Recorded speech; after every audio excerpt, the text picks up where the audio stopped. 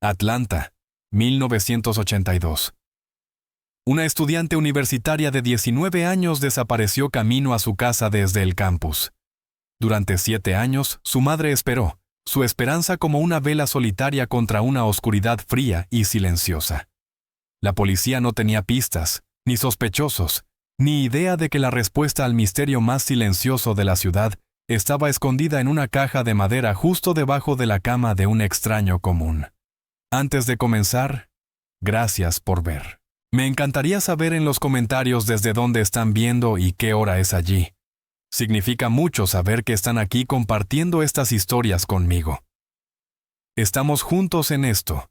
El otoño de 1982 pintaba Atlanta con tonos dorados y óxido. Una temporada fresca y esperanzadora que reflejaba la vida de Kesha Monroe, de 19 años. Para ella, el mundo era un mapa amplio de posibilidades. Y ella estaba en la línea de salida, ansiosa por comenzar el viaje. Sus días eran un estudio en movimiento decidido, un ritmo de clases en Spelman College, sesiones de estudio nocturnas en la biblioteca, y la presencia reconfortante e inquebrantable de su madre, Marta. Su hogar en un tranquilo vecindario arbolado del sur de Atlanta era más que una casa, era un santuario de calidez y estímulo. El aire dentro siempre parecía contener el aroma de los panes de levadura de Marta, pastel de camote y el tenue aroma reconfortante de libros antiguos y sábanas recién lavadas. Era una casa llena de risas, con la música de la tierra, el viento y el fuego que salía de un pequeño tocadiscos en la sala de estar, y con el vínculo silencioso y poderoso entre una madre y su única hija. Kesha era una joven tejida con hilos de fortaleza y curiosidad. Llevaba un profundo sentido de propósito, una creencia inculcada por Marta de que estaba destinada a hacer más que simplemente existir. Estaba destinada a contribuir, aprender y crecer. Era estudiante de sociología, fascinada por los intrincados patrones de conexión humana y las estructuras invisibles que moldeaban la vida de las personas. Sus libros de texto estaban llenos de pasajes subrayados y notas escritas en los márgenes, preguntas que se planteaba al mundo y a sí misma. Soñaba con trabajar en programas comunitarios, con ser una fuerza de cambio positivo en la ciudad que la había criado. «Tienes un buen corazón, Kesha», le decía Marta mientras trenzaba el largo y grueso cabello de Kesha. «Pero un buen corazón no es suficiente. Tienes que tener una cabeza inteligente para protegerlo». Marta Monroe era la base del mundo de Kesha. Era una mujer de profunda fe y aún más profunda resiliencia. Habiendo criado a Kesha sola con una dignidad tranquila e inquebrantable. Trabajaba como costurera, con dedos ágiles y seguros, transformando telas simples en hermosos vestidos. Su amor por Kesha era feroz y protector, una presencia constante que era tanto un escudo como una plataforma de lanzamiento. Animaba la independencia de Kesha, pero siempre le recordaba la importancia de la precaución. «El mundo es un lugar hermoso, cariño», decía con voz suave pero firme, mientras se sentaban en el columpio del porche, observando cómo la tarde caía sobre el vecindario. «Pero no todos en él tienen intenciones hermosas. Solo tienes que ser sabia. Mantén los ojos abiertos». Kesha, llena de la confianza natural de la juventud, sonreía y asentía. Ella entendía. Era cuidadosa. Era inteligente. Caminaba con sus llaves entrelazadas entre los dedos por la noche, y nunca tomaba atajos por callejones desconocidos. Se sentía segura en su mundo, envuelta por el amor de su madre y el abrazo familiar de su comunidad. Una comunidad de vecinos vigilantes, de miembros de la iglesia que se sentían como familia y de amigos que conocía desde la infancia. En un martes particular a finales de octubre, el aire traía el primer frío real del invierno que se acercaba. Kesha había pasado la tarde en la biblioteca del campus, terminando un trabajo sobre desarrollo urbano. El peso de su bolsa de lona, cargada de libros, se sentía satisfactorio sobre su hombro. Era el peso del progreso, de un futuro que se construía página a página. Llamó a su madre desde un teléfono público del campus. La conversación, un ritual familiar y reconfortante.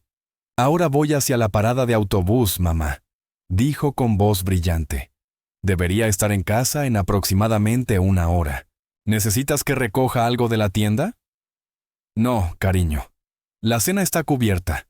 Solo llega a casa segura, respondió Marta con una melodía cálida en la voz. Hice tu plato favorito, pollo con dumplings. Eres la mejor. Nos vemos pronto. Te quiero.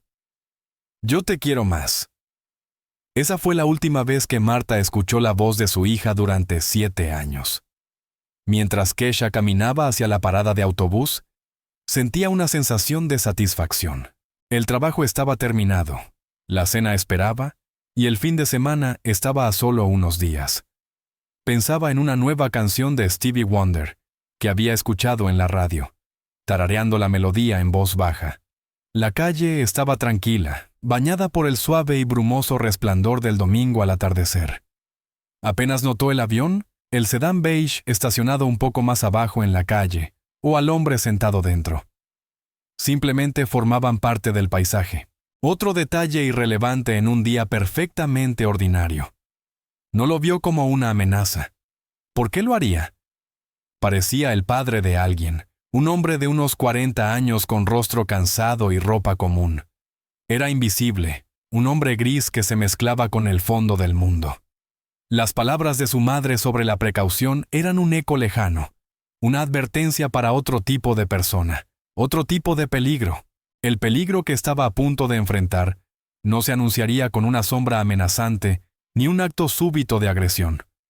Comenzaría con una sonrisa educada y una oferta aparentemente amable. Una máscara de normalidad tan perfecta que, cuando se deslizara, ya sería demasiado tarde. La vida prometedora que se extendía ante ella estaba a punto de ser robada, no en un callejón oscuro, sino en la luz que se desvanecía de una tranquila tarde otoñal. La espera del autobús generalmente era un momento para que Kesha se relajara, dejar que el mundo estructurado de la academia se desvaneciera y permitir que su mente divagara. Veía pasar los coches, la gente camino a casa del trabajo, y se sentía parte del constante pulso rítmico de la ciudad. Esa tarde, sin embargo, el aire se volvió pesado mientras el cielo cambiaba de naranja a un profundo púrpura moreteado. Comenzó a caer una llovizna repentina e inesperada, fría y punzante. Se ajustó la chaqueta, moviendo el peso de su pesada bolsa de libros. El autobús llegaba tarde. Miró su reloj, una pequeña pieza de plata que su madre le había dado por su cumpleaños número 19. 10 minutos después de la hora programada. No era inusual, pero la lluvia fría hacía que la demora se sintiera más significativa. Fue entonces cuando el sedán beige se detuvo junto a la acera a su lado. La ventana del lado del pasajero se bajó con un suave sonido. El hombre dentro, el mismo hombre indistinto que apenas había notado antes, se inclinó. «Disculpe, señorita», dijo con voz calmada y educada. «Parece que esta lluvia está empezando a caer bastante, y este autobús puede ser poco confiable. Voy hacia la zona de Campbell Road. ¿Podría ofrecerle un aventón para que no se moje?» Kesha vaciló. Cada advertencia que su madre le había dado parpadeó en su mente. Nunca subas a un auto con un extraño. Pero el hombre no parecía una amenaza. Parecía ordinario, casi paternal. Su coche estaba limpio pero sin nada especial. No era insistente ni agresivo. Parecía más que nada genuinamente preocupado. «Oh, no gracias. Estoy segura de que el autobús llegará en cualquier momento», dijo, forzando una sonrisa educada. «Como quieras», dijo él con un leve encogimiento de hombros, sin insistir. Comenzó a subir la ventana. Luego se detuvo.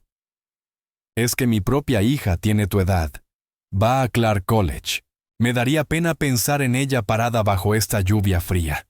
No es ningún problema, de verdad». Dijo la palabra mágica, hija. Fue un pequeño detalle, una información simple y desarmante, que sutilmente lo redefinió en su mente. No era solo un extraño, era un padre, un hombre que entendía el mundo desde la perspectiva protectora de un padre. La alarma interna que había estado sonando débilmente comenzó a calmarse. La lluvia se intensificaba, empapando su chaqueta. «Bueno, yo voy justo por Campbellton», se encontró diciendo. El deseo práctico de estar cálida y seca superando la vaga sensación de precaución. «Perfecto, no hay problema. Súbete», dijo, su sonrisa amable. Abrió la puerta del pasajero para ella. Con un último momento fugaz de duda, ella subió, colocando su pesada bolsa sobre su regazo. «Muchas gracias, señor. Esto es muy amable». «Para nada. Feliz de ayudar», dijo él, arrancando suavemente de la acera. Su nombre, le dijo, era Leonard Price. Los primeros minutos del viaje fueron completamente normales. Le preguntó por su carrera, que estaba estudiando.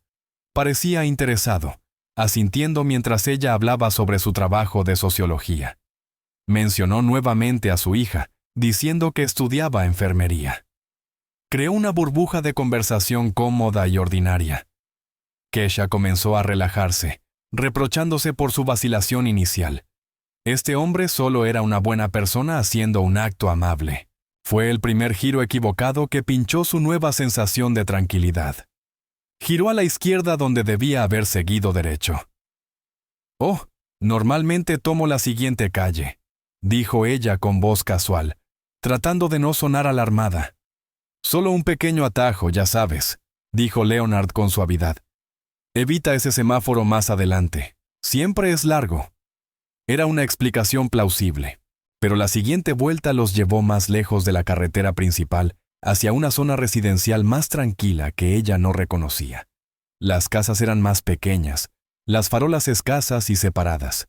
La burbuja de normalidad estalló y el frío terror que había suprimido reapareció, agudo y sofocante.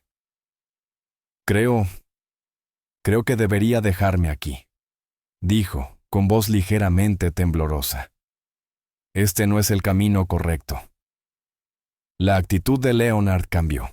La amable sonrisa paternal desapareció, reemplazada por una calma impasible y escalofriante. Sus ojos permanecieron fijos en la carretera. «Ya casi llegamos», dijo, con voz plana, desprovista del calor que había tenido momentos antes. El pánico la dominó. Alcanzó la manija de la puerta. Estaba cerrada. Ella manipulaba el seguro manual, pero no cedía. «Debe estar controlado desde su lado», pensó.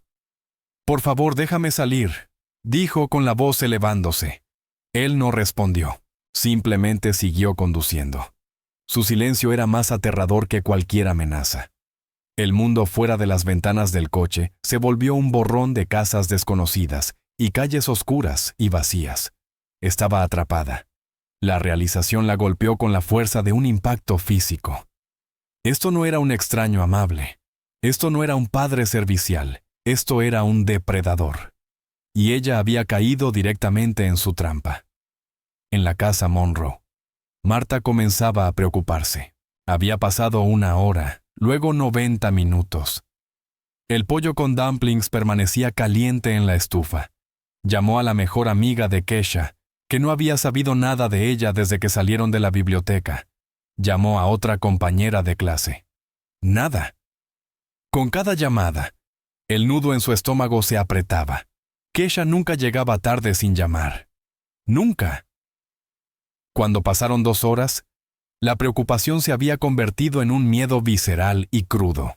Se paró frente a la ventana, mirando en la oscuridad, rezando por ver la forma familiar de su hija caminando por el camino. Pero la calle permanecía vacía. La lluvia continuaba cayendo, lavando un mundo que de repente se sentía frío, hostil y aterradoramente vacío. La desaparición había sido silenciosa, perfecta y completa. La primera llamada al Departamento de Policía de Atlanta fue una lección de calma procedimental frente a una tormenta de pánico maternal. La voz de Marta estaba desgastada. Sus palabras se atropellaban mientras intentaba explicar que su hija, su Kesha, había desaparecido. La despachadora al otro lado era profesional, haciendo las preguntas estándar con tono medido. Edad, estatura, ¿qué llevaba puesto la última vez que la vieron? ¿Era normal que estuviera incomunicada? No, insistió Marta con la voz quebrándose. No es nada propio de ella. Algo anda mal. Puedo sentirlo en mis huesos. Una profunda certeza primitiva de que este no era un caso de una joven que simplemente perdió la noción del tiempo. La respuesta inicial de la policía fue rápida, pero carecía de la urgencia que Marta sentía. Llegó un coche patrulla y 2 oficiales tomaron su declaración. Fueron corteses, incluso simpáticos, pero la suposición subyacente era clara. Una chica de 19 años probablemente estaba con amigos o con un novio que Marta no conocía. Prometieron presentar un informe y estar atentos. No fue hasta la mañana siguiente, cuando Keisha aún no había regresado, que el caso fue asignado a una detective. Su nombre era Lorraine Baldwin, una investigadora aguda y directa de poco más de 30 años. Conocida en la comisaría como Rainey, tenía reputación de ser meticulosa y de mostrar una tenacidad particular en casos de personas desaparecidas. La detective Baldwin se reunió con Marta en su hogar.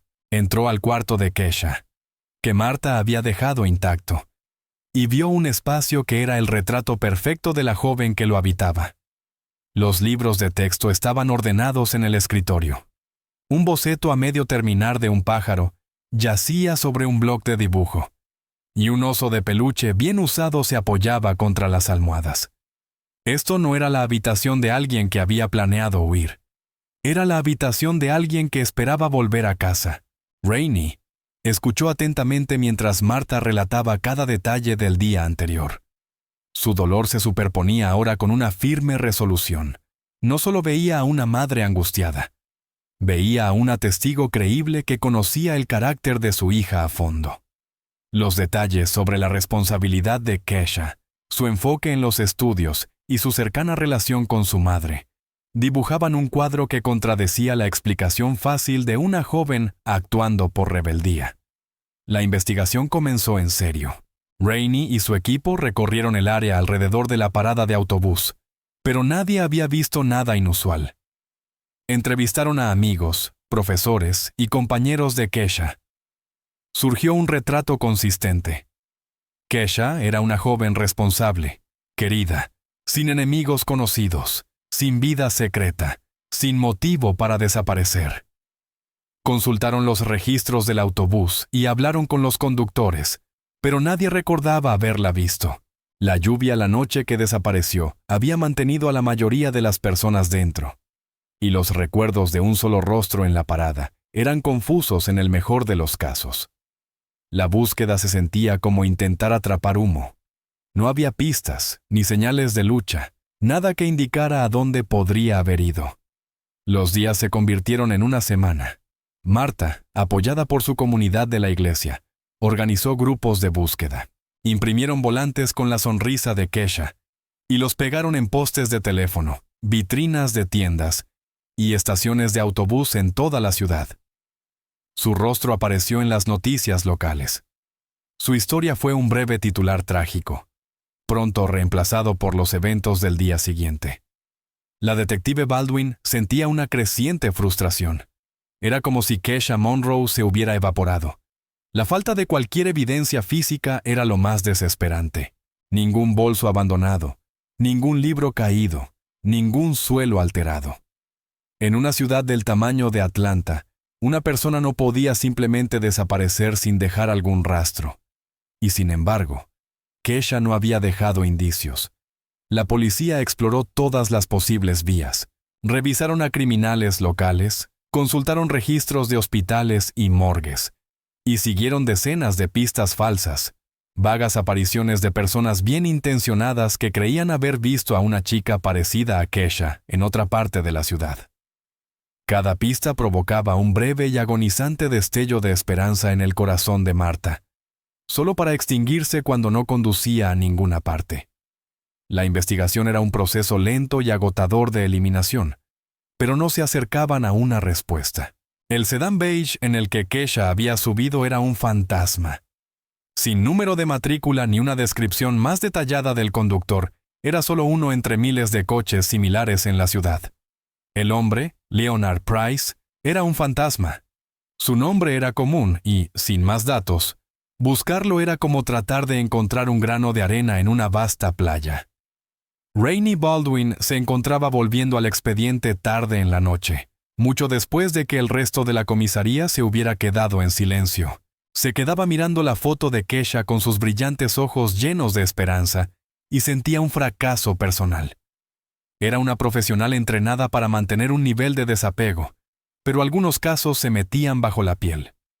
Este era uno de ellos. La absoluta ausencia de información era en sí misma una presencia, un testimonio silencioso de un crimen ejecutado con escalofriante perfección. La búsqueda no solo era frustrante, era un rompecabezas desconcertante y enloquecedor, con todas las piezas clave faltantes. Un mes después de la desaparición de Kesha, la energía frenética de la búsqueda inicial comenzó a desvanecerse, reemplazada por un pesado y sofocante silencio. Los equipos de noticias dejaron de llamar.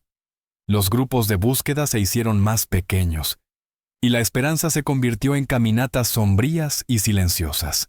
Los volantes con el rostro de Kesha comenzaron a curvarse y desteñirse al sol, su sonrisa desvaneciéndose lentamente de la conciencia pública. Para la ciudad de Atlanta, la historia de la estudiante universitaria desaparecida se estaba volviendo antigua. Pero para Martha Monroe, el tiempo se había detenido en aquella lluviosa tarde de octubre. Su mundo se había dividido en dos periodos distintos: la vida vibrante y colorida que había conocido antes, y la gris, silenciosa y vacía del después. Continuaba yendo a trabajar, sus manos moviéndose con la memoria muscular practicada de su oficio. Pero su mente estaba en otro lugar. Estaba atrapada en un bucle incesante de «¿y si?», repasando su última conversación con Kesha, buscando una pista que pudiera haber pasado por alto, una palabra que hubiera podido cambiarlo todo. La investigación policial se ralentizó hasta casi detenerse. La detective Baldwin, a pesar de su compromiso personal con el caso, se vio obligada a dedicar su tiempo a investigaciones más nuevas y activas. El expediente de Kesha Monroe permanecía en su escritorio, una carpeta gruesa de manila que se volvía más pesada con cada semana de inacción. Ahora era oficialmente un caso frío. «No nos hemos rendido, Martha», le decía Rainey durante sus llamadas semanales. «Seguimos cualquier pista que llegue, pero no hay nada nuevo que informar». Martha entendía, pero las palabras poco hacían para aliviar el dolor en su alma. Sabía que la policía tenía otras responsabilidades, otras familias que ayudar. Pero Kesha era su única responsabilidad, su única familia. Y así, Martha se convirtió en la única guardiana de la memoria de su hija, un faro solitario que protegía una llama contra la implacable marea del olvido. Se negó a cambiar nada en la habitación de Kesha. La cama permanecía hecha. El libro de sociología aún abierto sobre el escritorio. Un testimonio silencioso de una vida interrumpida a mitad de oración. Algunos amigos bien intencionados de la iglesia le habían sugerido suavemente que quizás era momento de guardar las cosas, de crear un espacio para seguir adelante. Martha se negó educada pero firmemente. Guardar las cosas de Kesha habría sido admitir la derrota, rendirse a la idea de que su hija nunca volvería a casa, y esa era una realidad que no podía ni quería aceptar. Su esperanza no era ruidosa ni dramática. Era un acto de fe silencioso, obstinado y profundamente personal.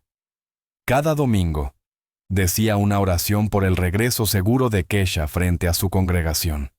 Y cada año, en el cumpleaños de Kesha, compraba un solo globo amarillo brillante, el color favorito de Kesha. Caminaba hasta el parque cerca de su casa, un lugar donde Kesha había pasado innumerables tardes de infancia en los columpios, y liberaba el globo al cielo. Lo veía subir cada vez más alto, un pequeño punto vibrante contra la vastedad del azul, y susurraba el mismo mensaje al viento. «Sigo aquí, cariño. Te estoy esperando». Los años comenzaron a acumularse uno sobre otro, cada uno una nueva capa de dolor silencioso. 1983, 1984, 1985. El mundo continuó. La música cambió. La moda cambió. La ciudad de Atlanta misma creció y se transformó. Pero en la pequeña y tranquila casa de Marta, el tiempo permanecía congelado. El silencio era el sonido más fuerte, una presencia constante que llenaba cada habitación. Era el silencio de un teléfono que nunca sonaba con la voz correcta.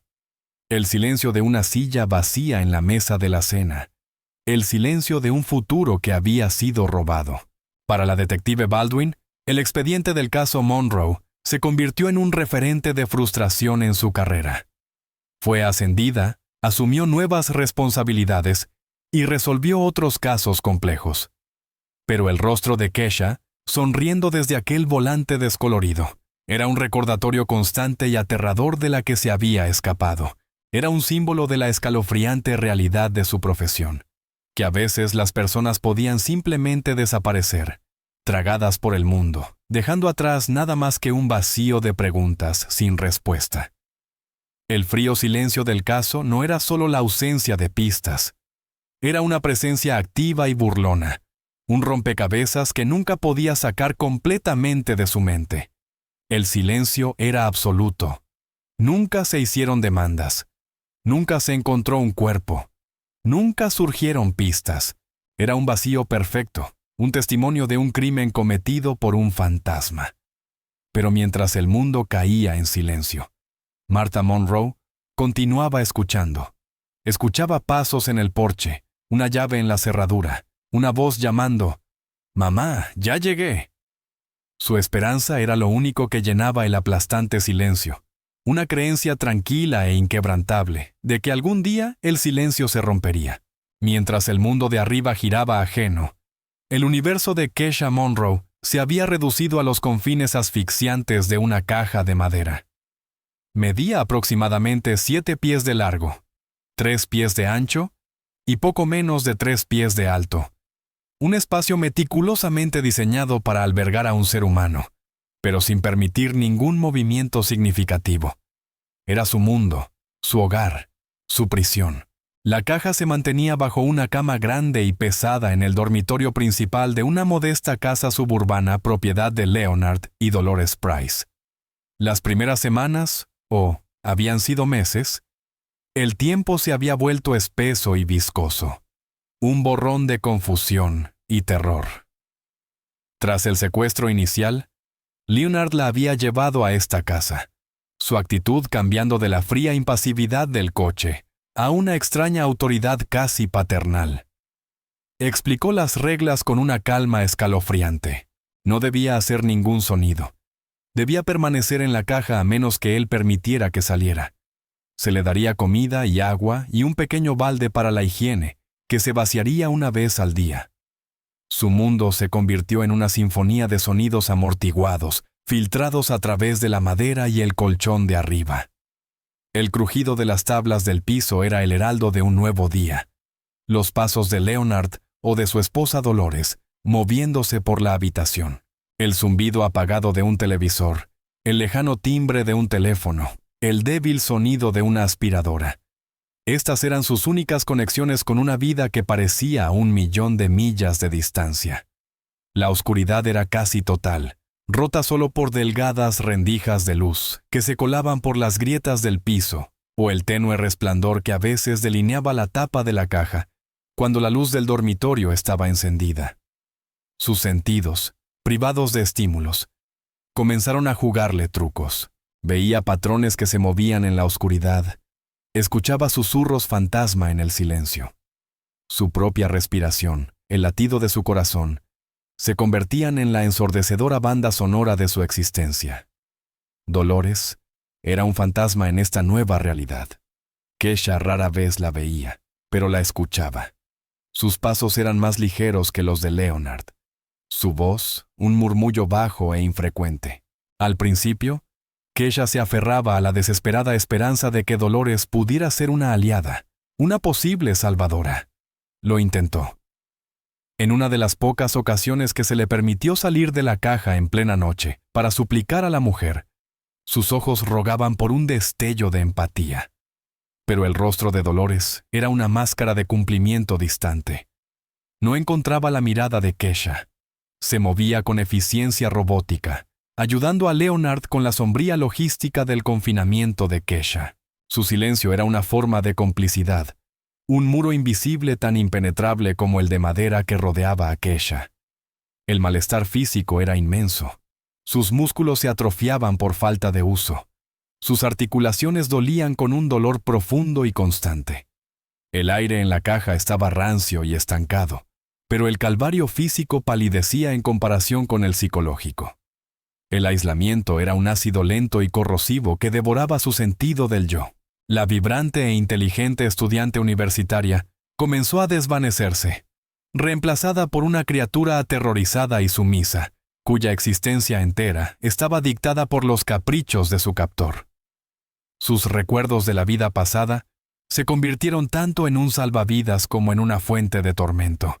Se aferraba a la imagen del rostro de su madre, intentando recordar cada detalle, aterrorizada de que algún día pudiera desvanecerse por completo. Recordaba el sabor de la comida de su madre, la sensación del sol sobre su piel, el sonido de la risa. Estos recuerdos eran tesoros preciosos y frágiles que desenvolvía en la oscuridad. Un recordatorio de que una vez fue una persona llamada Kesha, no solo una prisionera en una caja. Leonard era el dios de este pequeño y oscuro universo. Controlaba todo. Cuándo comía, cuándo podía usar el balde, cuándo se le permitían unos preciosos momentos para estirar sus miembros encogidos en plena noche. Sus pasos arriba eran el presagio de su destino diario. Traería comida, abriría la tapa, o simplemente la dejaría en el silencio. Esta dependencia absoluta era la piedra angular de su control, una herramienta que manejaba con meticulosa y devastadora precisión. Una vida en las sombras no era vida en absoluto. Era un estado suspendido, largo, oscuro y aparentemente interminable, esperando un final que nunca parecía llegar. Leonard Price no era simplemente un captor. Era un arquitecto de una realidad retorcida, y Kesha, su única habitante. Comprendía con escalofriante claridad intuitiva que el verdadero control duradero no se lograba solo con fuerza física. Se lograba capturando la mente. Y así, comenzó a construir una prisión psicológica alrededor de Kesha. Una fortaleza de mentiras tan elaborada y aterradora, que eventualmente se volvería más confinante que la propia caja de madera. Comenzó unos meses después de su cautiverio. Durante uno de los intervalos nocturnos, cuando se le permitía salir, la sentó en la pequeña mesa de la cocina.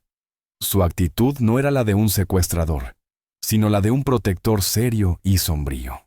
Le dijo que formaba parte de una poderosa organización clandestina, una sociedad secreta o culto, como él la llamaba.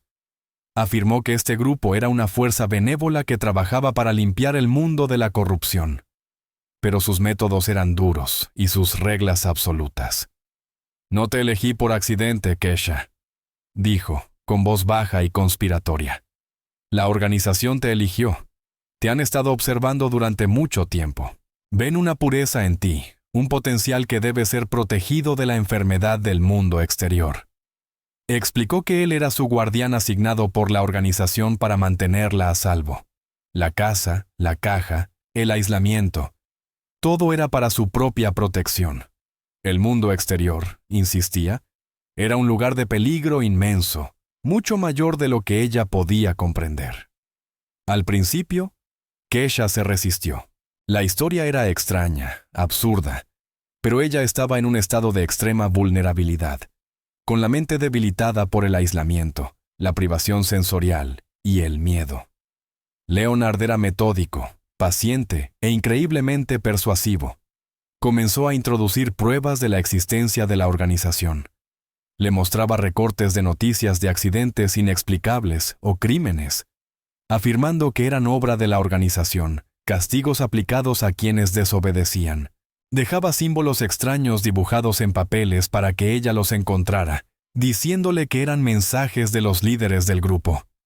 El elemento más poderoso y aterrador de su engaño era la amenaza a su familia. «La organización siempre está observando», decía, fijando sus ojos en los de ella con una intensidad inquietante. «Están vigilando a tu madre. Mientras estés aquí bajo mi protección, ella está a salvo. Pero si intentas escapar, si desobedeces, lo verán como una traición. y su castigo será rápido y definitivo. Harán que su desaparición parezca un accidente. Nadie lo sabrá jamás. Este era el golpe maestro de su guerra psicológica. Había forjado un vínculo directo entre la obediencia de Kesha y la vida de su madre. Su encarcelamiento ya no solo trataba de su propia supervivencia. Ahora era un sacrificio terrible y noble, que debía hacer para proteger a la persona que más amaba en el mundo. La había transformado de víctima en una guardiana secreta y renuente de su propia familia. La mentira se reforzaba a diario. Volvía de su trabajo como guardia de seguridad y compartía actualizaciones de la organización. A veces simulaba llamadas telefónicas hablando en un lenguaje codificado con un contacto imaginario, asegurándose de que Kesha pudiera escucharlo.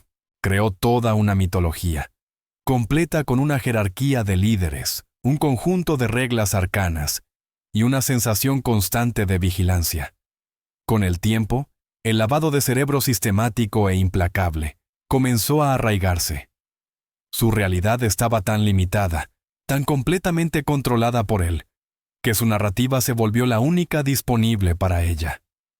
El mundo de Spelman College, de trabajos de sociología y canciones de Stevie Wonder, comenzó a sentirse como un sueño lejano y difuso.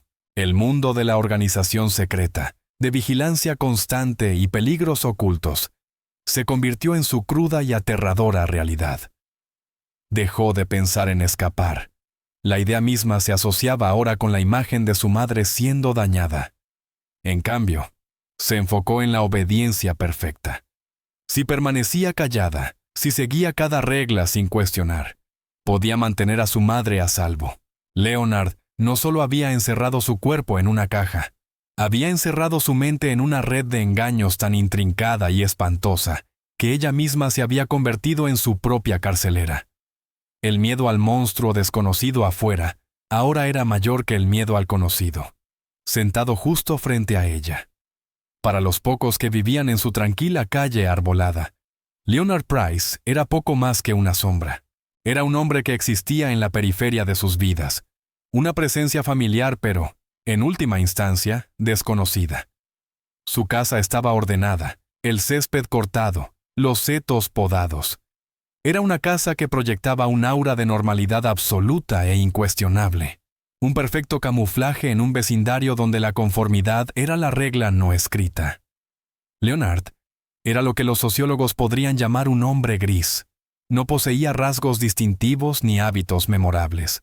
Tenía estatura y complexión promedio, con un rostro ni guapo ni desagradable, un rostro que olvidarías instantáneamente. Vestía ropa simple y práctica, pantalones caqui, polos, una chaqueta de trabajo gastada. Conducía un sedán común fabricado en Estados Unidos, un modelo tan ubicuo que era prácticamente invisible. Su rutina era tan anodina como su aspecto.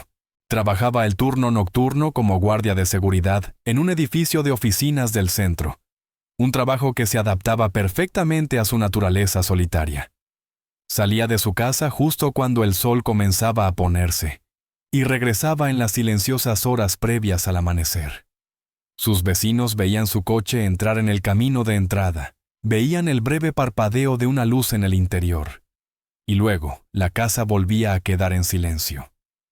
Rara vez interactuaba con alguien.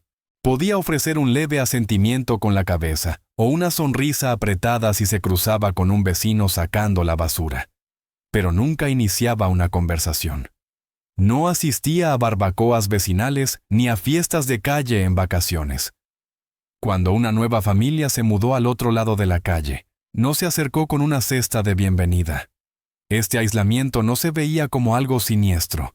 Se interpretaba simplemente como timidez o deseo de privacidad. En un mundo donde todos estaban ocupados con sus propias vidas, un vecino callado se consideraba un buen vecino. Su esposa, Dolores, era aún más un fantasma. Era hogareña, rara vez vista fuera de la casa salvo para ir al supermercado. Era una mujer delgada, pálida, con una expresión perpetuamente preocupada. En las raras ocasiones en que hablaba con un vecino, su voz era suave y vacilante, sus ojos siempre desviándose, como si temiera ser vista de verdad. El consenso del vecindario era que era una mujer tímida, quizá enferma, y que Leonard era un esposo paciente y devoto que la cuidaba. Esta fachada de aburrida mediocridad era la creación más brillante y aterradora de Leonard. Era un escudo que desviaba toda sospecha. ¿Quién podría imaginar que detrás de la puerta de esa casa meticulosamente normal, una joven estaba siendo retenida contra su voluntad? La idea misma era tan extravagante, tan contraria al ritmo pacífico y predecible de la vida suburbana, que se descartaría como fantasía. Los monstruos, pensaba la gente, se veían como monstruos. Se suponía que eran figuras desgreñadas y desorbitadas que acechaban en las sombras. No se suponía que fueran el hombre callado de al lado que separaba su reciclaje y mantenía su césped impecable. Leonard entendía esta verdad fundamental sobre la percepción humana. Sabía que la gente veía lo que esperaba ver, y nadie esperaba ver a un monstruo con un polo beige. El poder de su invisibilidad era absoluto. Un coche de policía podía recorrer su calle y no ver nada fuera de lo normal. Un encuestador podía tocar a su puerta y recibir una negativa educada pero breve a participar. Estaba protegido por un poderoso campo de invisibilidad hecho de normalidad. Dentro de la casa, esta percepción externa era una parte clave de su control sobre Kesha. A veces hablaba de sus vecinos, describiendo sus vidas mundanas con un tipo de desprecio distante. «Ellos me ven, pero no me ven», le decía. «Están dormidos, es como la organización quiere que sea. Nos movemos entre ellos, invisibles». Esto reforzaba la idea de que formaba parte de una red poderosa e invisible, un mundo secreto que operaba justo bajo la superficie del que todos los demás veían. No era solo un vecino invisible, era un agente secreto, un guardián, y el maestro de una realidad oculta y aterradora. Los años en la caja se fundían unos con otros. Un largo y continuo tramo de oscuridad y silencio puntuado por los momentos cuidadosamente controlados de la presencia de Leonard. El confinamiento físico, aunque agonizante, se convirtió con el tiempo en un aspecto secundario del calvario de Kesha. La verdadera prisión era la que Leonard había construido en su mente. Una jaula hecha de miedo, dependencia y lógica distorsionada. Su sentido del yo, antes tan vibrante y claramente definido, comenzó a erosionarse. La estudiante universitaria ambiciosa, la socióloga curiosa, la hija amorosa. Esas identidades se volvieron como fotos viejas, desvaídas y distantes. Ya no era Kesha Monroe.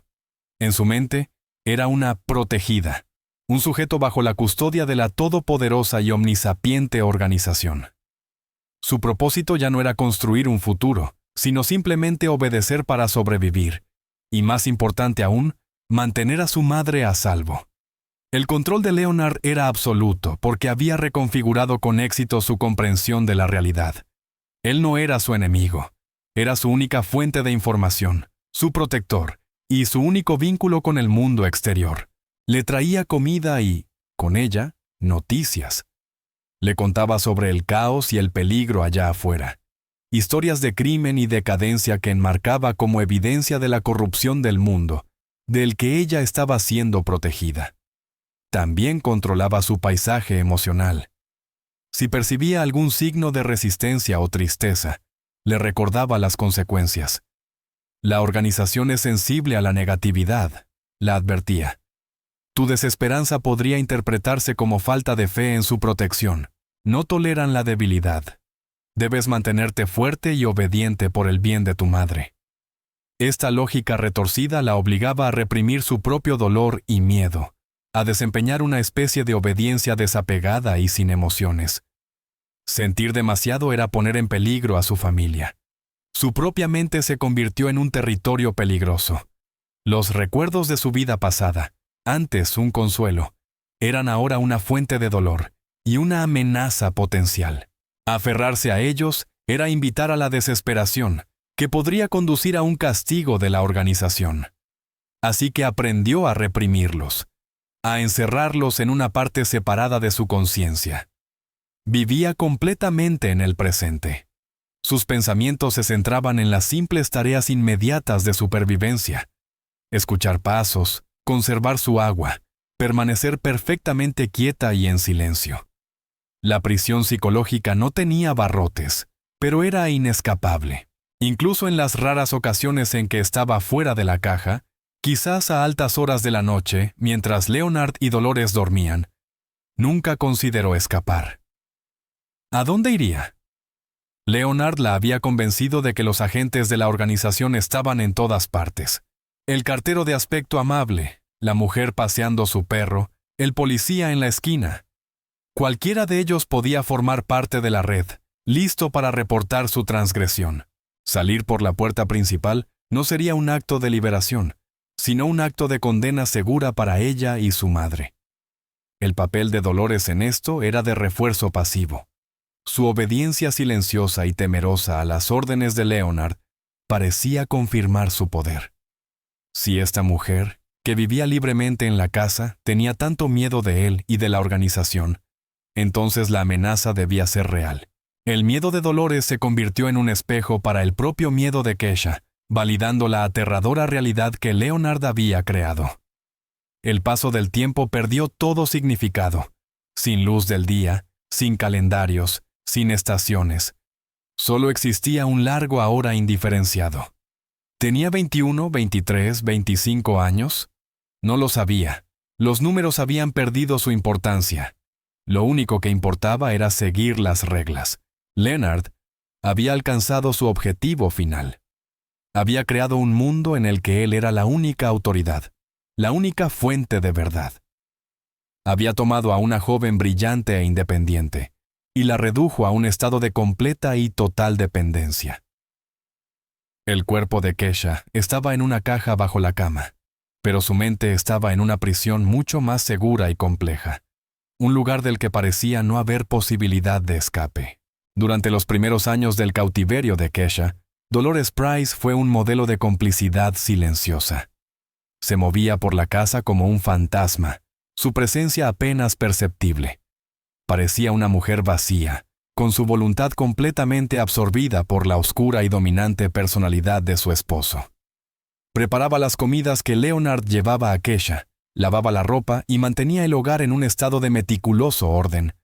Todo mientras fingía que la horrible realidad bajo su cama no existía. Su silencio era su escudo, su mecanismo de supervivencia, pero la conciencia, por muy profundamente enterrada que estuviera, puede ser obstinada. Puede permanecer dormida durante años solo para ser despertada por el más mínimo estímulo. Para Dolores, el cambio no fue un evento dramático y repentino, sino una lenta erosión de los muros que había construido alrededor de su propio corazón. Comenzó con los sonidos. Empezó a escuchar a Kesha no solo como una presencia, sino como una persona. Un tosido apagado en medio de la noche, un quejido suave casi inaudible después de que Leonard había sido particularmente severo. Estos pequeños sonidos humanos comenzaron a atravesar la niebla de su negación. Eran recordatorios del sufrimiento que ocurría a pocos metros bajo su cama mientras ella dormía. Luego llegaron los recordatorios visuales. En las raras ocasiones en que se le permitía a Kesha salir de la caja para asearse en el baño, Dolores lograba verla. Veía a una joven que se volvía más pálida y delgada con cada año que pasaba, sus ojos abiertos de un miedo que nunca parecía disminuir. Veía el fantasma de la vibrante joven de 19 años que habían tomado, y la visión comenzaba a despertar algo dentro de ella, un sentido dormido de compasión, de culpa. El punto de inflexión fue un acto pequeño, aparentemente insignificante. Una noche de invierno, la casa estaba inusualmente fría. Dolores, acostada en la cama, no podía dejar de pensar en Kesha en la caja debajo, con solo una delgada manta para abrigarse. Una imagen de su propia hija, si alguna vez hubiera podido tener una, apareció en su mente. Por un impulso repentino e inexplicable, se levantó de la cama. Mientras Leonard roncaba suavemente a su lado, se deslizó hasta el armario de ropa blanca, sacó una manta gruesa de lana y abrió silenciosamente la tapa de la caja. Kesha se estremeció, sus ojos abiertos de terror, esperando un castigo, pero Dolores simplemente colocó la manta sobre ella, con un toque sorprendentemente gentil. No dijo una palabra. Solo cerró la tapa y regresó a la cama, con el corazón latiéndole con fuerza. Ese pequeño acto de desafío, de humanidad secreta, lo cambió todo para Dolores. Fue una grieta en la presa de su miedo y complicidad. En las semanas y meses siguientes, siguieron otros pequeños actos. Comenzó a dejar una pieza extra de fruta en la bandeja de comida de Kesha. Una vez, cuando Leonard salió, abrió la tapa de la caja durante unos minutos, permitiendo una preciosa hora de aire fresco circulante. Estos todavía no eran actos de rebelión, sino de una conciencia que despertaba. Se formó una relación silenciosa y unilateral entre las dos mujeres. Kesha, condicionada a esperar solo crueldad o indiferencia, estaba confundida por estas pequeñas bondades. Pero también eran un salvavidas, un destello de calor en su mundo frío y oscuro. Eran la primera sugerencia en años de que la realidad que Leonard había construido podría no ser la única. El conflicto interno de Dolores era inmenso. El miedo de Dolores a Leonard era real y profundo. Él era un hombre capaz de cosas monstruosas, y ella sabía que si descubría sus secretos actos de bondad, su ira sería terrible. Pero la culpa por su complicidad se había convertido en su propia prisión. La imagen del sufrimiento de Kesha la acosaba tanto en sus momentos de vigilia como en sus sueños. El atisbo de conciencia crecía lenta pero constantemente en una llama.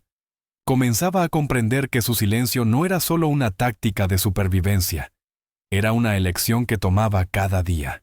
La pregunta que empezaba a formarse en lo más profundo de su mente era aterradora. ¿Sería lo suficientemente fuerte para tomar una decisión diferente? El camino de la complicidad silenciosa era uno de lenta decadencia moral. El camino de la rebeldía estaba lleno de peligros inimaginables. Por primera vez en mucho tiempo, Dolores Price comenzaba a sopesar el costo de ambos. En la División de Homicidios y Personas Desaparecidas del Departamento de Policía de Atlanta, la sala de almacenamiento de casos fríos era una biblioteca silenciosa y sombría de tragedias. Filas de estanterías metálicas contenían cientos de carpetas de Manila, cada una representando una vida interrumpida, una historia sin final. Para la detective Lorraine Rainey Baldwin, ya veterana con canas en las sienes, esta sala era un lugar de humildad profesional y fantasmas personales. De todos los fantasmas que rondaban esas estanterías, el que persistía con más fuerza en su mente era Kesha Monroe. El expediente de Monroe era más grueso que muchos otros. No por abundancia de evidencia, sino por el enorme volumen de informes sin salida, entrevistas infructuosas y las actualizaciones anuales que Rainey insistía en agregar ella misma. Cada octubre, en el aniversario de la desaparición de Kesha, Rainey revisaba el expediente, leía sus notas iniciales, miraba la fotografía de la joven de ojos brillantes y sentía el familiar y amargo aguijón del fracaso. El caso se había convertido en una obsesión personal, un rompecabezas que revisaba mentalmente cada vez que tenía un momento libre. La perfección del crimen era lo que más la atormentaba. No había cabos sueltos. Fue un acto de malicia sin fisuras que no dejó rastro. En sus años como detective, había aprendido que la mayoría de los criminales, por muy astutos que fueran, cometían errores. Dejaban una huella, una fibra, un testigo. Pero la persona que se llevó a Kesha había sido un fantasma. Para 1988, 6 años después de la desaparición, la tecnología comenzaba a cambiar el panorama del trabajo policial. Se implementaban las primeras bases de datos informáticas rudimentarias, permitiendo referencias cruzadas más sofisticadas de la información. Una lenta tarde de martes, Rainey decidió ingresar los elementos clave del caso Monroe en el nuevo sistema, más como un ejercicio de entrenamiento que con expectativas reales de un avance. Introdujo los pocos detalles que tenía: la fecha de desaparición, la ubicación, el perfil de la víctima. Luego, por impulso, agregó una búsqueda por palabra clave de cualquier informe de incidentes de esa misma semana de 1982 que involucrara un sedán beige. Era una posibilidad remota. una aguja en un pajar que ya había buscado manualmente años antes sin éxito. La computadora trabajó y después de varios minutos, apareció un solo archivo aparentemente no relacionado en la pantalla. Era un informe de incidente menor presentado 2 días después de que Kesha desapareciera. Una mujer había llamado a la policía para reportar un vehículo sospechoso estacionado en su calle durante varias horas. El oficial que respondió había verificado las placas. El coche estaba registrado a nombre de un hombre llamado Samuel Pierce, que vivía a unas pocas cuadras. Dijo al oficial que tenía problemas con el motor y estaba esperando a un amigo. El oficial notó que el hombre parecía tranquilo y cooperativo. Como no se había cometido ningún crimen, el informe se archivó y se olvidó. El color del coche era beige. El pulso de Rainey se aceleró. Probablemente no era nada. Una coincidencia. La ciudad estaba llena de sedanes beige. Pero la ubicación estaba a menos de 5 millas de donde se había llevado a Kesha. Y el nombre, Samuel Pierce. Lo buscó en el sistema. El hombre no tenía antecedentes penales. Era un guardia de seguridad. Vivía una vida tranquila y anodina. Por todos los informes, era un don nadie.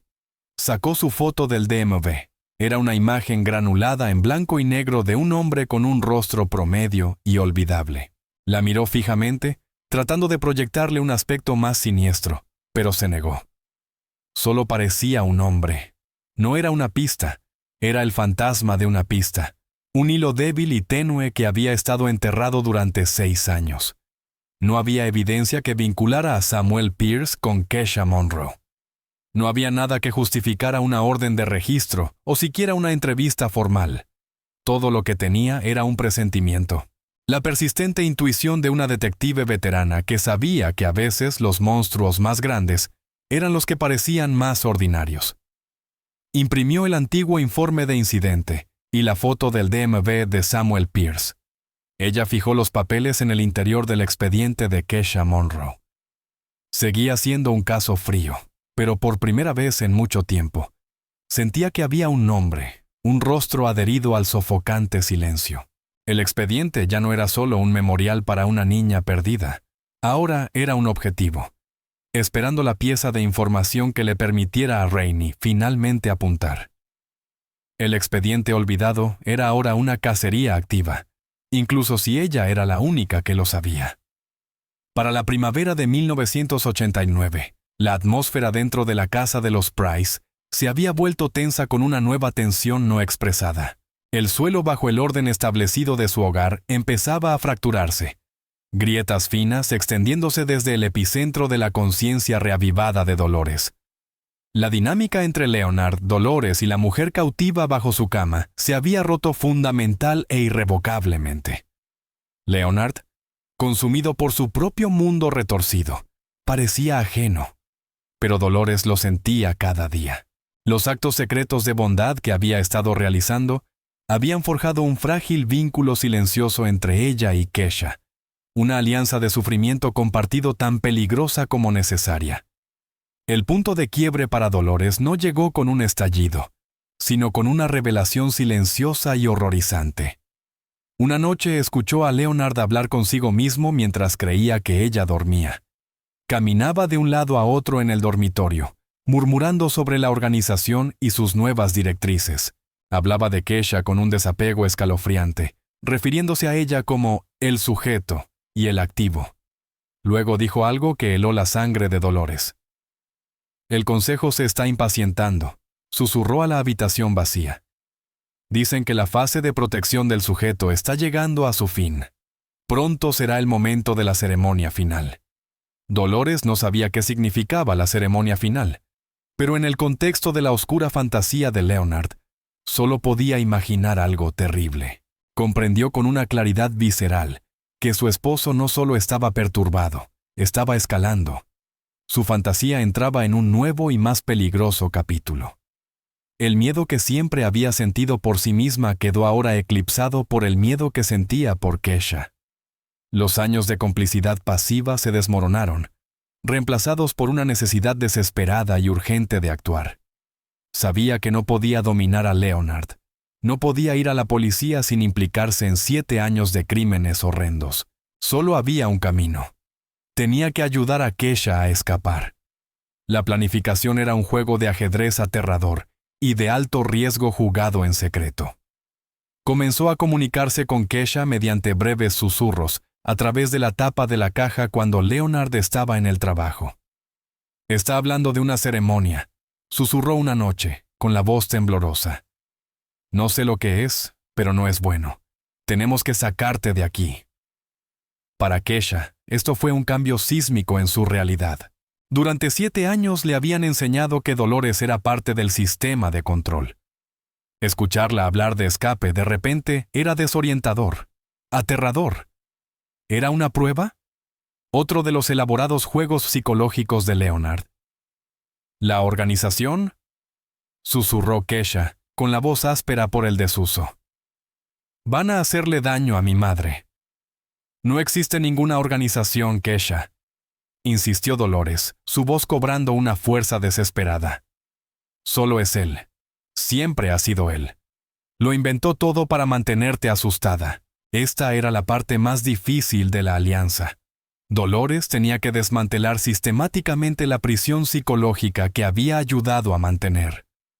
Noche tras noche, susurraba verdades a Kesha, recordándole el mundo exterior, su vida real, el amor de su madre.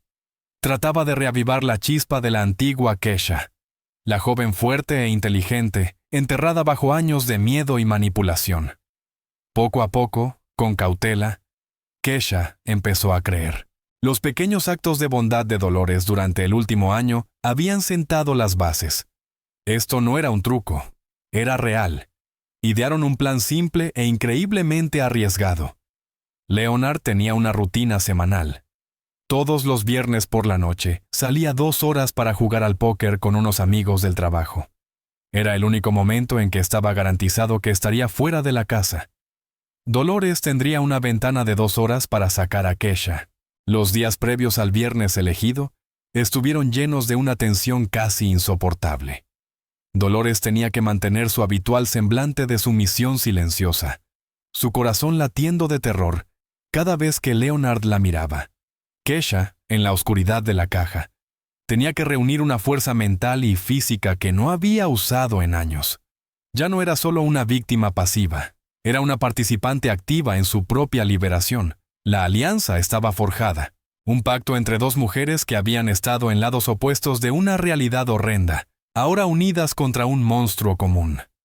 Era una asociación peligrosa y frágil construida en las conversaciones susurradas de la noche. Su éxito dependía de un tiempo perfecto, nervios de acero y una esperanza compartida desesperada por la libertad. El viernes elegido llegó con una sensación sofocante de final. El aire en la casa estaba cargado de una tensión no expresada, un silencio más pesado y cargado que nunca. Kesha, en la caja, podía escuchar cada sonido con una nueva conciencia agudizada. El roce de la silla de Leonard en la mesa del comedor, el tintineo de sus llaves al recogerlas del mostrador, el clic definitivo de la puerta principal al salir para su juego semanal de póker. El sonido de su coche saliendo del camino de entrada fue el disparo de salida de una carrera contra el tiempo. Unos momentos después, Kesha escuchó los pasos frenéticos y apresurados de Dolores. La tapa de la caja se levantó. La luz tenue de la lámpara del dormitorio inundó momentáneamente el interior, cegándola por un instante. «Ahora, Kesha, tenemos que irnos», susurró Dolores, con la voz tensa por el pánico. Extendió la mano y ayudó a Kesha, cuyos miembros estaban rígidos y débiles, a salir de la prisión que había sido su mundo durante 7 años. El simple acto de ponerse de pie era un desafío. Los músculos de sus piernas protestaban. El mundo fuera de la caja se sentía vasto y mareante. Por un momento, se tambaleó, y Dolores la agarró del brazo para estabilizarla. «Tengo ropa para ti», dijo Dolores, entregándole un paquete de prendas simples y limpias, junto con un pase de autobús y algo de dinero. «No es mucho, pero te ayudará a salir de aquí». Mientras Kesha se cambiaba rápidamente, Su mente era un torbellino de emociones encontradas. El lavado de cerebro de 7 años no era un interruptor que se pudiera apagar fácilmente. Una parte de ella todavía temía a la organización, convencida de que esto era un terrible error que tendría graves consecuencias para su madre. Pero la otra parte, la que Dolores había reavivado cuidadosamente, gritaba por libertad. Dolores la condujo por la casa, un lugar que Kesha solo había visto en fragmentos. Era sorprendentemente normal. Una sala ordenada con un sofá de estampado floral, una cocina con imanes en el refrigerador. La banalidad absoluta era un contraste aterrador con el secreto que había guardado. En la puerta trasera, Dolores se detuvo, su mano sobre el pomo.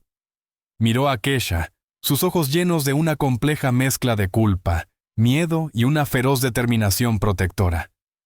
«Hay una parada de autobús a 3 cuadras», dijo, señalando hacia la oscuridad. «El autobús número 16 te llevará al centro hasta la terminal principal. Desde allí, podrás pedir ayuda. No hables con nadie hasta encontrar a un oficial de policía. ¿Entiendes?» Kesha solo pudo asentir, con la garganta demasiado apretada para hablar. «Ve ahora, y no mires atrás», dijo Dolores. Al empujar la puerta, el aire nocturno golpeó a Kesha con la fuerza de un impacto físico. Fresco y limpio, lleno del aroma de tierra húmeda y jazmín floreciendo, olores que no había experimentado en años. Dio un paso al porche trasero, luego otro, sus movimientos torpes e inseguros. Estaba afuera. El cielo arriba era un vasto negro intenso, salpicado de la imposible y brillante luz de las estrellas. Era abrumador, aterrador y hermoso. Se giró para mirar a Dolores una última vez. Un reconocimiento silencioso de la mujer, que había sido tanto su captora como su salvadora. Dolores solo asintió con un gesto seco, y cerró la puerta en silencio, dejando a Kesha sola en la oscuridad. El camino hasta la parada de autobús fue el más difícil de su vida. Cada sombra parecía albergar una amenaza. Cada sonido lejano la hacía sobresaltarse. Estaba convencida de que los agentes de la organización la observaban desde cada ventana. Se obligó a poner un pie delante del otro, su cuerpo impulsado por una desesperada y primitiva descarga de adrenalina. Cuando finalmente vio el reconfortante resplandor naranja del letrero de la parada, una oleada de alivio tan intensa que le mareó la cabeza la inundó. Se sentó en el frío y duro banco, aferrándose al pequeño paquete de dinero que Dolores le había dado. Unos minutos después, vio acercarse las luces del autobús número 16. Era real. Estaba ocurriendo. Al subir al autobús y depositar las monedas en la caja de tarifa, era solo otra pasajera, otro rostro anónimo en la ciudad. Pero por primera vez en 2555 días, era libre. El momento no fue de alegría triunfante, sino de asombro silencioso y atemorizado. El viaje fuera de la caja había terminado, pero el viaje de regreso a sí misma apenas comenzaba. Las primeras horas de libertad fueron un difuso torbellino desorientador y surrealista. Kesha viajó en el autobús en estado de shock, sus sentidos completamente abrumados. Las luces brillantes, la multitud de sonidos de la ciudad, la simple presencia de otras personas. Todo era demasiado para una mente condicionada al silencio y la oscuridad. Se acurrucó en un asiento trasero, cubriéndose con la capucha del suéter que Dolores le había dado, tratando de hacerse invisible. Bajó en la terminal de autobuses del centro, un caótico centro de actividad humana que se sentía como otro planeta. Siguiendo las instrucciones de Dolores, buscó a un oficial de policía. Encontró a uno de pie cerca de un mostrador de información. Un hombre alto, de hombros anchos y actitud calmada. Acercarse a él fue un acto de valentía suprema. La voz en su cabeza, la voz de Leonard, le gritaba que esto era una trampa, que este oficial era parte de la organización. Ella reprimió la voz y habló. Su propia voz, un susurro seco y áspero. «Necesito ayuda», dijo. Creo que he estado desaparecida por mucho tiempo». El oficial la miró inicialmente con una mezcla de compasión y escepticismo.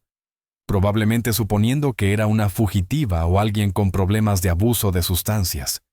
Pero había algo en sus ojos, un trauma profundo e innegable, que no podía fingirse. La llevó a una parte más tranquila de la estación y comenzó a hacerle preguntas con cuidado. Su nombre, su edad, de dónde venía. Cuando dijo el nombre Kesha Monroe, un destello de reconocimiento cruzó su rostro. Era un caso antiguo, un expediente fantasma de años atrás. Pero el nombre todavía resonaba en la memoria colectiva del departamento. Se hizo la llamada y pronto Kesha se encontró en la sede de la policía, sentada en una pequeña y tranquila sala con una detective. El nombre de la detective era Lorraine Baldwin. Rainey miró a la joven pálida y delgada frente a ella, y luego la antigua fotografía descolorida del expediente que había sacado de los archivos de casos fríos. La vibrante joven de 19 años en la foto había desaparecido, reemplazada por esta frágil y aterrorizada sobreviviente. Pero no había duda. «¿Eres tú?», dijo Rainey, su voz cargada de una emoción que rara vez permitía mostrar. «¿Realmente eres tú? Te hemos estado buscando durante muchísimo tiempo». La historia que Kesha contó, con voz vacilante y fragmentada, superaba cualquier cosa que la detective veterana pudiera haber imaginado. Una caja de madera, una organización secreta, 7 años de cautiverio en una tranquila casa suburbana. Era material de pesadilla, una historia tan extraña y horripilante que parecía imposible. Pero Rainey, mirando los ojos atormentados de Kesha, supo que decía la verdad. El detalle más crucial que proporcionó Kesha fue el nombre de su captor. Leonard Price. El nombre no estaba en el expediente, pero cuando Rainey lo buscó en el sistema, lo encontró. Y luego encontró el otro expediente, el que había fijado dentro de la carpeta de Kesha un año atrás. El informe menor sobre un sedán beige sospechoso registrado a nombre de un hombre llamado Samuel Pierce. ¿Estás segura de que se llamaba Leonard Price?, preguntó Rainey suavemente. Kesha asintió. Eso es lo que me dijo. Rainey tuvo una escalofriante realización. Sacó la foto de Samuel Pierce del DMV y se la mostró a Kesha. ¿Es este él? Kesha miró la foto y asintió levemente, casi imperceptible. El hombre había usado un nombre falso, otra capa en su intrincada red de engaños. La orden de registro se ejecutó en pocas horas. Un equipo SWAT descendió sobre la tranquila y anodina casa, esperando un posible enfrentamiento. Pero no hubo resistencia. Encontraron a Leonard y Dolores Price sentados en la sala viendo televisión, la imagen de la domesticidad mundana. El descubrimiento de la caja de madera bajo su cama envió una onda de choque a toda la fuerza policial. Era real. Todo lo que Kesha había dicho era cierto. La noticia se difundió a la mañana siguiente, y la historia del calvario de 7 años de Kesha Monroe se convirtió en una sensación nacional instantánea. Camiones de noticias se alinearon en la calle de los Price. Los reporteros clamaban por detalles. La nación estaba atrapada por una historia casi increíble. Para Martha Monroe, la noticia llegó en una llamada de la detective Baldwin a primeras horas de la mañana. «Martha», dijo Rainey con voz suave. «La encontramos. Encontramos a Kesha. Está viva». El mundo de Martha se inclinó sobre su eje. Los 7 años de espera silenciosa y agonizante habían terminado. La esperanza que había mantenido con tanta obstinación había sido recompensada, pero su alegría se mezcló con un horror naciente al emerger los detalles de lo que su hija había soportado. La historia que había conmocionado a una nación era para ella la peor pesadilla de una madre hecha realidad. Los arrestos de Leonard y Dolores Price marcaron el comienzo de una saga legal que cautivaría y horrorizaría al público. La fachada de su vida tranquila y normal fue arrancada, revelando la monstruosa realidad que había permanecido oculta dentro del sistema legal, con su ritmo metódico y a menudo lento. Ahora tocaba desenredar 7 años de terror psicológico metódico. Para Kesha, las consecuencias inmediatas de su escape fueron un torbellino de exámenes médicos, evaluaciones psicológicas y horas de entrevistas con la detective Baldwin y la oficina del fiscal del distrito. Estaba físicamente débil. Sufría de desnutrición severa y atrofia muscular. Pero las heridas más profundas eran invisibles. Fue diagnosticada con trastorno de estrés postraumático severo. Su percepción de la realidad aún distorsionada por los años de lavado de cerebro. Tenía miedo de los espacios pequeños, pero simultáneamente temía los abiertos. Luchaba por mantener contacto visual y se sobresaltaba con los ruidos fuertes. Su reunión con su madre, Marta, fue un momento de profunda y desgarradora belleza. Cuando Marta entró en la habitación del hospital, no vio a la joven de 19 años que recordaba, sino a una frágil mujer de 26 años, con los ojos de alguien que había visto lo inimaginable. Se abrazaron y lloraron. Un torrente de lágrimas por los años que les habían robado y por el largo y difícil camino de sanación que les esperaba. El caso contra Leonard Price era formidable. La evidencia física de la caja, combinada con el testimonio de Kesha, era contundente. Sin embargo, su equipo de defensa comenzó de inmediato a preparar una estrategia centrada en su estado mental, alegando que era un hombre delirante viviendo en un mundo de fantasía, no un maestro criminal calculador. El caso contra Dolores era más complejo. ¿Era ella misma una víctima? ¿Una mujer aterrorizada actuando bajo coacción? ¿O era una cómplice voluntaria que había facilitado los crímenes de su esposo durante 7 años? Su decisión de finalmente ayudar a Kesha a escapar fue un poderoso factor atenuante, pero no borraba sus años de complicidad. Aceptó cooperar con la fiscalía a cambio de un cargo menor, una decisión que la convertiría en testigo clave contra su propio esposo. La cobertura mediática fue implacable. La historia era un thriller de la vida real escalofriante, y el público estaba fascinado con cada detalle perturbador. La niña de la caja se convirtió en un titular nacional. Expertos aparecieron en televisión para hablar del síndrome de Estocolmo, la manipulación psicológica y la naturaleza del mal que puede esconderse tras una fachada suburbana. Para la detective Baldwin, cerrar el caso era la culminación de una promesa de 7 años que se había hecho a sí misma y a Martha Monroe. Trabajó incansablemente con la oficina del fiscal para construir un caso sólido, asegurando que cada evidencia estuviera meticulosamente documentada. Cada detalle de la historia de Kesha estaba corroborado.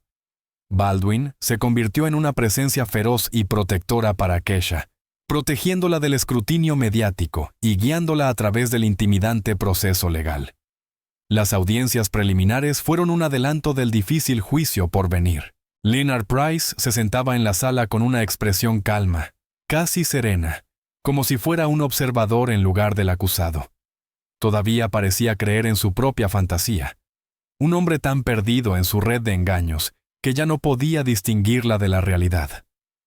Kesha estaba aprendiendo que la justicia no era un solo momento dramático, sino un proceso lento y arduo.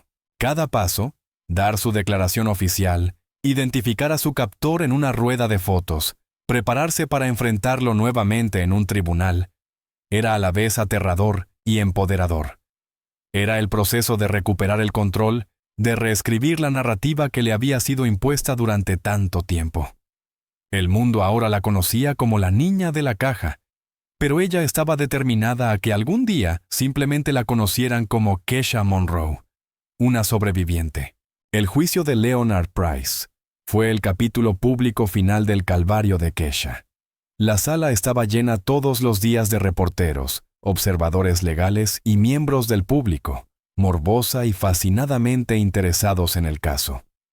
Para Kesha, entrar a esa sala y subir al estrado fue el acto más aterrador y necesario de su vida. Fue el enfrentamiento definitivo, no solo con el hombre que le había robado 7 años de su vida, sino con el miedo que él le había inculcado.